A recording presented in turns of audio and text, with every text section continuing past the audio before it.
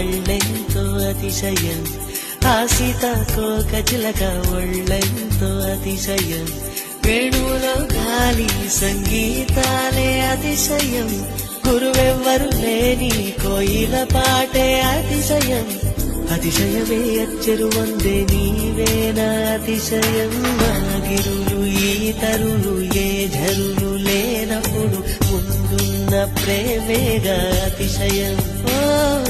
16 ప్రయాణ పరువల్లో అందరికీ పుట్టేటి ప్రేమేగా అతిశయం.